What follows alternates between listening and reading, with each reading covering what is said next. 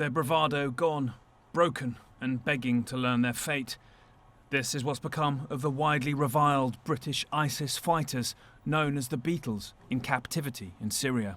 I consider my role in this whole scenario, this whole episode as one of my mistakes that I would like to apologise for. Who would you like to apologise to? Everybody involved, everybody who was affected, directly or indirectly. They're accused of torture in ISIS's network of prison cells, which they deny. But now they do offer a rare confession. They tried to arrange ransoms for some of ISIS's European hostages. I was a fighter, extracting from them email addresses for communications. If it was a proof of life question, something that only they would be able to answer. Why did you agree to that role? It just so happened that way.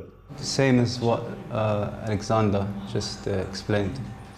Initially just liaising between the foreign prisoners and the people dealing with their negotiation process. With their families to try and extract a ransom? Yeah, yes. Koti admits too to helping, by remote from Syria, to get a firearm for an ISIS assassination plot that failed in London in 2016. I was responsible for his acquisition of a firearm.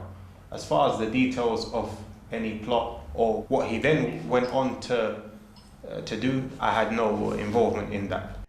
The grins they had when I met them a year ago in person are long gone. Yeah, I might miss like a fish and chips. Now ISIS's so-called caliphate has been defeated. They're two of thousands of ISIS prisoners held in northern Syria who don't know what will happen to them. The UK doesn't want them back, so they will stay here or face the death penalty in Iraq or, more likely, in the United States.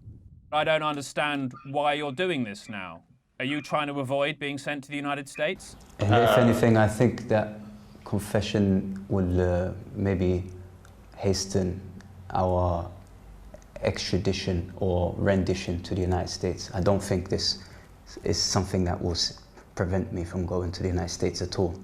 I don't see how that could be possible. I don't know where this goes from here on. I just know that I want this period, this portion, to just be over. I know this is what needs to be done. The truth has to come out.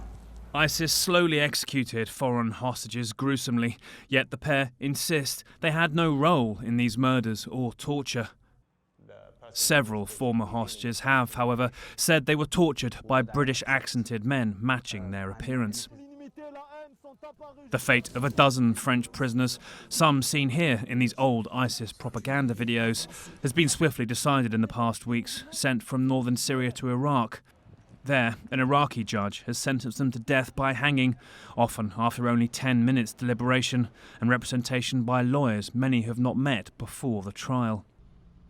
Responding to claims US forces arranged the transfer, a coalition spokesman said US forces have taken custody of a small number of ISIS fighters from the Syrian Democratic Forces for transfer to the government of Iraq, but provided no details.